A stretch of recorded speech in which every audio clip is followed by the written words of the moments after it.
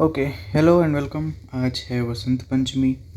आपने पूजा पाठ कर ली होगी, अभी कुछ पढ़ाई की बात करते हैं। तो इस वीडियो में क्या है, मेन चीज़ क्या है, मेन ये है कि एक प्रिपरेशन, सेम टाइप की प्रिपरेशन से सेम किताबें पढ़ के मल्टीपल एग्ज़ाम्स हम कैसे क्लियर कर सकते हैं। जैसे कि UPSC civil service, CAPF, CDS, BPSC या अदर स्टेट सर्विस, आईबी या और भी अलग अलग तरह के एग्ज़ाम्स अगर आप दे रहे हैं तो सबकी प्रिपरेशन की स्ट्रैटेजी एक ही होगी। कैसे करनी होगी आपको तैयारी, उसी के बारे में इस वीडियो में बताने वाला हूँ। तो उसके पहले एक डिस्क्लेमर है कि क्या आपका एग्ज़ाम लेस देन 4 मंथ्स, मतलब अगले महीने, अगले हफ्ते या 2-3 महीने में, माने 4 महीने से पहले है। अगर हाँ तो आप इस वीडियो को छोड़ दो, मत देखो, क्योंकि यहाँ मैं कोई भी क्रैश कोर्स जैसी बातें नहीं करने वाला हूँ। यूट्यूब पे बहुत सारे टीचर, मेंटर, गाइड आपको मिल जाएंगे जो आपको क्रैश कोर्स सिखाएंगे, आपको एग्ज़ाम में तुक्का लगाना सिखाएंगे, एग्ज़ाम की एक रात पहले वाली स्ट्रैटेजी बताएंगे। तो आप जाके उनकी वीडियो देख सकते हो। अगर आपका एग्ज़ाम 4 महीने से बाद है, अगर आपके पास 1 साल, 2 साल, 3 साल की प्लानिंग है आपकी कि मैं एग्ज़ाम में प्रिपेयर करके अपीयर होने वाला हूँ, मैंने अभी पढ़ाई शुरू की है, मैं अभी अभी ग्रेजुएट हुआ हूँ और मैं तैयारी शुरू करने वाला हूँ, तो ये वीडियो आपके लिए है। इसको आप पूरा देखो, एंड तक देखो, बीच में छोड़ के जाओगे आपको कुछ समझ में नहीं आएगा। ठीक है, आगे बढ़ते हैं। स्टूडेंट्स दो तरह के होते हैं। पहला कि देखो मैंने इतना सारा पढ़ लिया, अब मुझे आज के आज ऑफिसर बनाओ, मेरी वर्दी कहाँ है।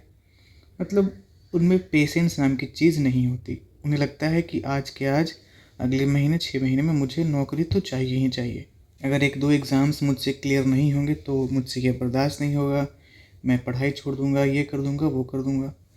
फिर दूसरे तरह के स्टूडेंट होते हैं कि मैं एक लॉन्ग प्लान पे वर्क कर रहा हूँ, मेरे पास 1 साल है, 2 साल है, इसके बीच में एग्ज़ाम्स आएंगे, मैं उनको दूंगा। नहीं क्लियर होंगे तो मैं टेंशन नहीं लूँगा, मैं अपनी व्हाट्सएप की डीपी नहीं हटाऊँगा, मैं स्टेटस नहीं लगाऊँगा। मतलब इस तरह की काम नहीं करूँगा, मैं अपनी पढ़ाई पे फोकस करूँगा। तो इनमें से आप आइडेंटिफाई कर लो कि आप कौन से वाले हो। ठीक है, आगे बढ़ते हैं। अब देखिए, ये है आपके सपनों का महल। इतना सुंदर महल है। अब इस सुंदर महल के हैं 4 पिलर्स। ये 4 पिलर कौन कौन से हैं? ज्योग्राफी, हिस्ट्री, पॉलिटी और इकोनॉमी। और ये सपनों का महल क्या है? आप कोई भी एग्ज़ाम दे रहे हो, यूपीएससी सिविल सर्विस दे रहे हो, सीडीएस दे रहे हो, सीपीएफ दे रहे हो, आईबी दे रहे हो, अपना स्टेट सर्विस दे रहे हो, पुलिस का एग्ज़ाम दे रहे हो, एसएससी दे रहे हो, कुछ भी दे रहे हो, तो ये 4 सब्जेक्ट बिल्कुल इम्पॉर्टेंट है। मैं ऐसे नहीं कर रहा हूँ, मैं ये देखो, यहाँ पे एक ग्राफ है, इसमें साल 2022 से 24 तक का डाटा है। अगर 1-2 क्वेश्चन ऊपर नीचे हो तो मैनेज कर लेना, लेकिन मोटा मोटी ये आंकड़ा है। अब देखो, अगर हम देखें सिविल सर्विस पेपर की, ये ब्लू वाली लाइन सिविल सर्विस को दिखाती है। तो हर साल हिस्ट्री के यहाँ पे आते हैं 16-17 क्वेश्चन, ज्योग्राफी के भी आते हैं 16 क्वेश्चन, पॉलिटी के कितने आते हैं? पॉलिटी के भी आते हैं 16-17 क्वेश्चन, इकोनॉमी के भी 15 क्वेश्चन आ रहे हैं। तो इन 4 सब्जेक्ट को मिला के आपकी 60 से ज़्यादा क्वेश्चन आपके पास आ रही है 100 में से। अगर सीएपीएफ का देख लें, ऑरेंज वाली लाइन, तो सीएपीएफ में हिस्ट्री की आ रही है 21 क्वेश्चन, ज्योग्राफी की आ रही है 17 क्वेश्चन, पॉलिटी की 15 और इकोनॉमी की 10। माने इसमें भी हमें 50+ क्वेश्चन दिख रहे हैं सिर्फ इन 4 सब्जेक्ट से। ऐसा अब बाकी सब का के लिए भी देख लो, सब में सेम है चीज़ें। तो ये जो मैंने 4 पिलर यहाँ पे दिखाया, ये 4 पिलर उसी को डिनोट करती हैं। अब इन चारों के अलावा, ये तो हो गई बेस की बात, ये 4 चीज़ें तो सबसे इम्पोर्टेंट है किसी भी एग्ज़ाम के लिए। अब कहो कि नहीं, मैं तो सीडीएस देने वाला हूँ, मैं तो सीएपीएफ देने वाला हूँ, तो इसमें तो कुछ स्पेशल टाइप के करंट अफेयर पूछते हैं, इसमें डिफेंस की चीज़ें पूछते हैं, इसमें सिक्योरिटी की चीज़ें पूछते हैं, इसमें साइंस से पूछते हैं। हाँ, तो ये होते हैं छोटे छोटे पिलर्स, और ये सभी एग्ज़ाम के लिए अलग होते हैं। अगर आप सीडीएस सीपीएफ दे रहे हो तो आपके लिए करंट अफेयर्स कुछ अलग टाइप की पढ़नी होगी, जिसमें आपका डिफेंस और सिक्योरिटी वाली चीज़ें होंगी। फिर साइंस आपकी CDS CAPF में अलग टाइप की होगी, उसमें फैक्चुअल क्लास 10th तक की चीज़ें ही आपको रट के जानी होगी। और अगर आप UPSC सिविल सर्विस दे रहे हो तो आपकी साइंस एंड टेक अलग तरह की पढ़नी होगी। आपको IR पढ़ना है, आपको अपना स्टेट का एग्ज़ाम दे रहे हो, आप SSC दे रहे हो तो उस स्टेट का स्पेशल GK आपको पता होना चाहिए। आपको मैथ्स आना चाहिए, इन्वायरमेंट और अदर टाइप की जो भी सब्जेक्ट्स हैं वो आपको आना चाहिए। लेकिन मैं बताना क्या चाह रहा था कि जो बेस है, बेस वो इन 4 सब्जेक्ट से मिलके ही बना है, ज्योग्राफी, हिस्ट्री, पॉलिटी, इकोनॉमी। इससे ही आपके 100 में से 50-60 सवाल जो हैं वो इन 4 सब्जेक्ट के ही होते हैं। ये ग्राफ तो मैंने आपको दिखाया, आप इसको ध्यान से देखना। हाँ, तो अब आते हैं यहाँ पे कि जब सभी चीज़ों में, सभी एग्ज़ाम की बेस सेम है तो फिर प्रिपरेशन अलग कैसे हुई। सबकी प्रिपरेशन भी सेम होनी चाहिए, मतलब सिमिलर टाइप की होनी चाहिए। और जो एडिशनल चीज़ें हैं, जो एडिशनल जो ऊपर के छोटे छोटे पिलर मैंने आपको दिखाया फ़ोटो में, वो आपको अलग से ऐड करना है। अंतर क्या होता है कि जब आप ऊपर वाले एग्ज़ाम को देखते हो, जैसे कि सिविल सर्विस CAPF, तो इसमें फैक्ट कम और कॉन्सेप्ट ज़्यादा पूछते हैं। और वहीं अगर आप नीचे वाले एग्ज़ाम्स को देखो, IB, BPSC, CDS या फिर जो भी ये स्टेट पुलिस वाली RO SSC, इसमें क्या होता है, इसमें कॉन्सेप्ट कम और फैक्ट ज़्यादा पूछते हैं। तो आपको उसके अकॉर्डिंग ही इन चीज़ों की तैयारी करनी होती है। अब कुछ लोग पूछते हैं कि भाई हमारा तो ठीक है, तुम अपना बताओ कि तुमने कैसे पढ़ा। तो मैं भी अपने बारे में ब्रीफली थोड़ा बता देता हूँ। मेरी एक टांग नकली है। मैं हॉकी का बहुत बड़ा खिलाड़ी था। एक दिन उदय भाई को मेरी किसी बात पर गुस्सा आ गया तो मेरी हॉकी स्टिक से मेरी टांग के 4 टुकड़े कर दिए। लेकिन दिल के बहुत अच्छे हैं, फौरन हॉस्पिटल लेके गए, ऑपरेशन करवाया, नई टांग लगवा दी, ये स्टिक दी, थोड़ा खर्चा दिया और बस हो। मैंने 12th की साइंस से, फिर मैंने BA किया आर्ट्स में सोशियोलॉजी से, अभी मैं MA कर रहा हूँ। और जब मैंने 12th ख़त्म की, 12th ख़त्म करके जब मैं कॉलेज में गया तो कॉलेज के साथ साथ मैंने पढ़ाई शुरू कर दी इन 4 पिलर्स को लेके। जो 4 पिलर्स मैंने आपको बताए, मैंने उन चीज़ों की तैयारी शुरू कर दी। और अभी मुझे इस जर्नी में करीब 5 साल होने को हैं। तो मेरा एक अच्छा कमांड बन चुका है उन सारे सब्जेक्ट्स के ऊपर। फिर जब भी कोई एग्ज़ाम आता है तो मैं उसकी स्पेशल चीज़ें तैयार कर लेता हूँ। और मैंने इनमें से बहुत सारे एग्ज़ाम्स क्लियर भी किए हैं। एटलीस्ट रिटन पार्ट तो मैंने इनमें से सबका निकाला है। ठीक है, आगे देखता हूँ। जैसे पहला हमारा सिविल सर्विसेज का एग्ज़ाम है, तो इसकी तैयारी कैसे करेंगे। वो 4 पिलर्स को बिल्कुल याद रखना, उसको तो आप छोड़ ही नहीं सकते। ज्योग्राफी, पॉलिटी, हिस्ट्री और इकोनॉमिक्स। तो इसके ऊपर क्या ऐड करेंगे, इन्वायरमेंट ऐड करेंगे, साइंस ऐड करेंगे, करंट अफेयर ऐड करेंगे, IR ऐड करेंगे, ETC, इन चीज़ों को ऐड करेंगे। अगर हम CAPF की तैयारी कर रहे हैं तो उन 4 पिलर्स को तो छोड़ नहीं सकते। उसके अलावा हम करंट अफेयर्स ऐड करेंगे। इसमें स्टार क्यों लगाया मैंने, क्योंकि जो इसका करंट अफेयर्स होगा और इसका करंट अफेयर्स होगा उसमें बहुत अंतर है। CAPF वाले में आपको फैक्चुअल चीज़ें रट के जानी होगी कि भाई इस साल का बुकर प्राइज़ किसको मिला है, ये वाला ऐप या ये वाला वेब पोर्टल किस मिनिस्ट्री ने लॉन्च किया है, ये वाला नेवल एक्सरसाइज इंडिया किसके साथ करता है। तो इस टाइप की चीज़ें जो है, जो सिक्योरिटी रिलेटेड, डिफेंस रिलेटेड चीज़ें हैं, वो आपको CAPF में रट के जानी होगी। और सिमिलर टाइप की करंट अफेयर्स आपकी आएगी CDS वाले में भी। लेकिन इसमें भी क्या है, 4 पिलर तो कॉमन है। फिर देखिए साइंस में भी मैंने स्टार लगाया है, क्योंकि इसकी साइंस और इसकी साइंस में बहुत अंतर है। UPSC का साइंस एंड टेक होगा आपका टेक्नोलॉजी के साइड रिलेटेड, टेक्नोलॉजी से रिलेटेड क्वेश्चन ज़्यादा आएंगे, उसके एप्लीकेशन बेस्ड क्वेश्चन आएंगे। और इसमें साइंस कैसा आएगा, इसमें आएगा बेसिक साइंस जो आप 10th क्लास में पढ़ते हो, 9th 10th में, वो वाली क्वेश्चन इसमें आएंगी। और सिमिलर टाइप की आती है CDS में भी। ठीक है, अगर आप स्टेट सर्विसेज की तैयारी कर रहे हो तो वो 4 पिलर्स कॉमन है। बस अंदर क्या है कि इन सारे एग्ज़ाम में कॉन्सेप्चुअल ज़्यादा, फैक्ट्स कम। इन सारे एग्ज़ाम में फैक्ट्स ज़्यादा, कॉन्सेप्ट कम। तो 4 पिलर्स यहाँ भी कॉमन है। यहाँ भी करंट अफेयर्स हो गए, अपने स्टेट स्पेसिफिक करंट अफेयर आप ज़्यादा पढ़ोगे, अपना स्टेट का स्पेशल GK पढ़ोगे, अपना स्टेट का हिस्ट्री, इकोनॉमी, ज्योग्राफी पढ़ोगे। फिर साइंस, इसका साइंस कैसा होगा, इसका साइंस भी होगा CDS CAPF के जैसा, और अलग अलग जो और थोड़े बहुत अलग सब्जेक्ट्स जो भी आपके अकॉर्डिंग हो वो पढ़ना होगा। अदर एग्ज़ाम अगर आप दे रहे हो, आप UPSI, Delhi police SI, SSC वगैरह देते हो आप, तो आपको वही चीज़ें हैं कि फैक्ट ज़्यादा, कॉन्सेप्ट कम।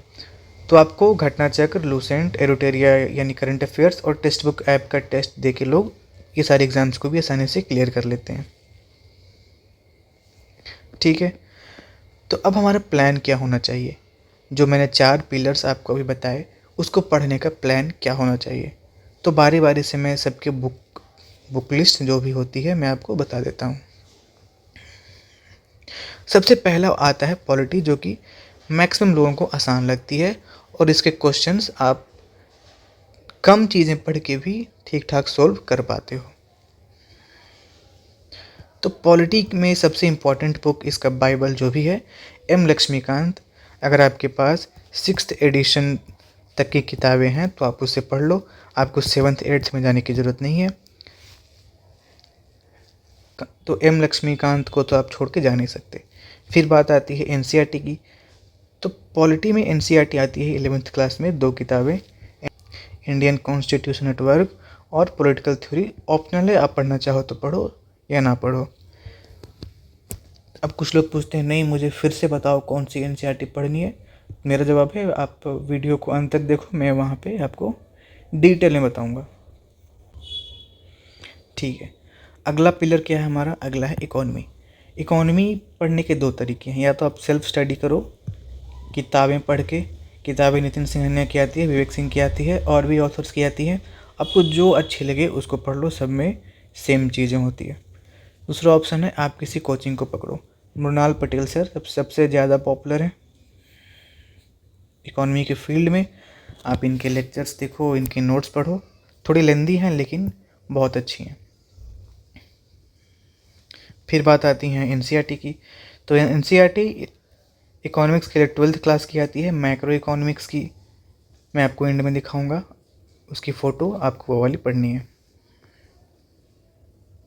इसके बाद आते हैं ज्योग्राफी के ऊपर।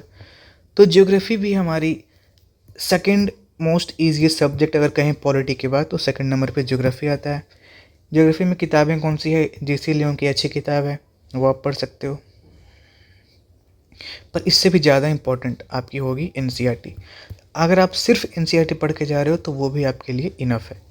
एनसीईआरटी इसमें कौन सी आती है? इसमें 11th क्लास की आती है fundamentals of physical geography, India physical environment, और 12th की आती है ह्यूमन ज्योग्राफी। फिर आप कहोगे नहीं मुझे फिर से बताओ कौन सी पढ़नी है, तो मेरा आंसर है वीडियो के अंत तक देखो, आपको अच्छे से क्लियर हो जाएगा कि कौन सी एनसीईआरटी पढ़नी है। आते हैं चौथे पिलर पे। ये हिस्ट्री जो हमारा है ये मोस्ट अनप्रिडिक्टेबल सब्जेक्ट है उन 4 पिलर्स में से। इसके क्वेश्चन अच्छे खासे आते हैं, लेकिन किस बुक या किस सोर्स से वो सारे क्वेश्चन कवर हो सकते हैं ये बहुत अनप्रिडिक्टेबल होता है। तो सबसे कंसाइज, सबसे अच्छा जो सोर्स है, मैंने सब कुछ ट्राई किया, जितनी किताबें आती है बिपिन चंद्रा, सतीश चंद्रा, तमिलनाडु, स्पेक्ट्रम, एनसीईआरटी, मैंने सब कुछ पढ़ रखी है। ये सब पढ़ने के बाद मैं आपको सबसे अच्छा प्लान हिस्ट्री के लिए जो है वो आपको बता रहा हूँ। तो सबसे ज़्यादा इम्पॉर्टेंट चीज़ें क्या है? एनसीईआरटी 12th क्लास की थीम्स इन इंडियन हिस्ट्री 3 किताबें हैं, ये पढ़नी है आपको।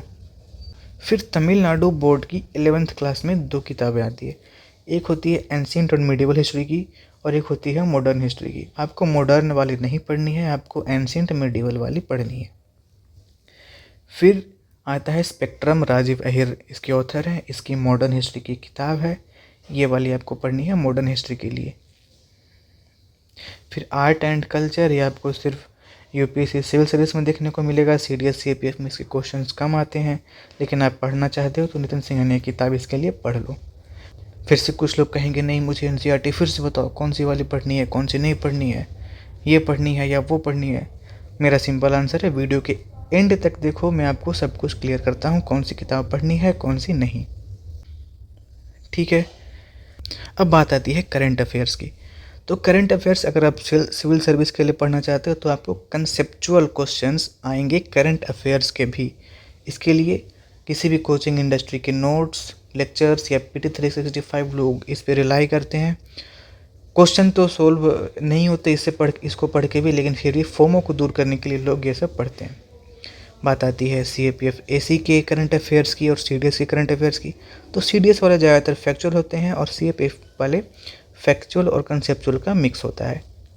तो CDS के करंट अफेयर्स के लिए तो CDS जर्नी का ही बेस्ट है, और CAPF के लिए OnePlus.in वाली मैगज़ीन, मंथली मैगज़ीन बहुत अच्छी है, मैंने खुद पढ़ी है और मैं रिकमेंड करता हूँ कि ये इनफ है। फिर बाकी बचती है अपनी स्टेट स्पेसिफिक नॉलेज और उसकी करंट अफेयर्स। तो लोकल कोचिंग इंडस्ट्री सब जिस भी स्टेट में हो उसकी आप पढ़ो। जैसे मैं बिहार से हूँ तो BPSC के लिए एडिटेरिया का मैगज़ीन्स काफ़ी अच्छा होता है। फिर स्टेट स्पेसिफिक जीके के लिए भी लोकल कोचिंग के PYQs, उसकी बुक्स आप ये फॉलो करो। जैसे कि BPSC के लिए BCW की बुक्स काफ़ी अच्छी है, और अदर एग्ज़ाम के लिए प्लान वही है, प्लान सेम रहेगा, सिर्फ बुक्स की डिफरेंस होगी। जैसा मैंने पीछे ही बताया था, घटना चक्र, लूसेंट, करंट अफेयर और टेक्स्ट बुक ऐप से लोग एग्ज़ाम्स क्लियर कर लेते हैं। फिर बचता है मैथ्स और रीजनिंग। तो मैथ और रीजनिंग UPSC CAPF में तो थोड़ी इजी आती है, लेकिन स्टेट एग्ज़ाम्स SSC वगैरह में ज़्यादा हार्ड पूछते हैं। अब मैथ और रीजनिंग करने के दो तरीके हो सकते हैं। एक तो ये कि भाई मैं सारे चैप्टर को शुरू से लेके अंत तक बिल्कुल जैसे क्लास में पढ़ते हैं वैसे पढ़ूँगा, नोट्स बनाऊँगा। और दूसरा हो सकता है कि नहीं, मैं पहले PYQs देखता हूँ कि किस टॉपिक के कितने क्वेश्चंस आ रहे हैं, मैं कितने सोल्व कर पा रहा हूँ, कितने नहीं कर पा रहा हूँ, और उसके अकॉर्डिंग मैं इंपॉर्टेंट टॉपिक्स को ही करूँगा। तो पहला वाला जो है वो लेंथी है, टाइम टेकिंग भी है, और ये दूसरा टॉपिक थोड़ा ईजी है और टाइम भी आपका इसमें बचेगा। तो एग्ज़ाम के लिए प्लान कैसे है कि हम तो शुरू तो कर देंगे, पर करेंगे कैसे? तो थ्रू आउट द ईयर क्या करना है आपको, अपने 4 pillars history, polity, economy, geography, इसको फोकस करना है। और जब आपके एग्ज़ाम आने वाले हों तो एग्ज़ाम के थोड़ा पहले, वीक्स या 1 महीना पहले आपको उस एग्ज़ाम स्पेसिफिक जो चीज़ें हैं उसकी PYQ, उसके स्पेशल सेगमेंट यानी कि उससे रिलेटेड करंट अफेयर्स और जो स्पेशल सेगमेंट उसका है वो पढ़ना है। बाकी पूरे टाइम 4 पिलर्स। मैं तो ऐसा पढ़ता हूँ और मैं आपको यही रिकमेंड करूँगा। फिर PYQs और रिवीजन, अगर आप ये दोनों करते हो तो आपको सक्सेस मिलेगी। लेकिन आप किसी random notes compilation, topper note, नए किताबों की तरफ आप भटकेंगे, आप कोचिंग की आलतू फालतू टेस्ट सीरीज़ में जाएंगे तो आपको और अटेम्प्ट्स लगेंगे। और अगर आप सिर्फ रिवीजन और PYQ पे फोकस करते हो तो आप 1 या 2 अटेम्प्ट में क्लियर कर जाओगे। PYQs जो है वो आपका, PYQs को एक सेपरेट सब्जेक्ट ट्रीट करना है, उसको उतना ही टाइम देना जितना आप किसी और सब्जेक्ट को देते हैं। PYQs आपकी सबसे ज़्यादा ट्रस्टवर्थी फ्रेंड, फिलोसोफर और गाइड है। हाँ, thank you for watching the video. और ये सेक्शन उसके लिए जो पूछ रहे थे कि कौन सा NCERTs पढ़ना है, तो भाई ये है पॉलिटिक्स की। तो पॉलिटिक्स हमें ये वाली नहीं पढ़नी है, ये वाली भी नहीं पढ़नी है, हमें ये ज़रूर पढ़नी है, और ये अगर टाइम हो तो ठीक है। अब बात आते हैं ज्योग्राफी की। ज्योग्राफी में ये नहीं पढ़नी है, ये पढ़नी है, ये पढ़नी है, और ये वाली अगर टाइम हो तो ठीक है। ये दोनों 11th क्लास की है और ये दोनों 12th क्लास की। अब हिस्ट्री की बात करते हैं तो ये मुझे नहीं लगता आपको ये सब पढ़ने की ज़रूरत पड़ती होगी। वर्ल्ड हिस्ट्री भी नहीं पढ़नी है आपको, ये भी नहीं पढ़नी, ये भी नहीं, कुछ नहीं पढ़नी है आपको सिर्फ ये 3 किताब पढ़नी है। तीनों 12th क्लास की किताबें हैं, पार्ट 1, पार्ट 2, पार्ट 3, ये ज़रूरी है। और इकोनॉमिक्स में आपको ये सब कोई नहीं। इकोनॉमिक्स में आपको सिर्फ ये पढ़नी है, मैक्रो इकोनॉमिक्स, ठीक है। तो ये होगी बात NCERT की। Okay, thanks again for watching the video. Like, share and subscribe.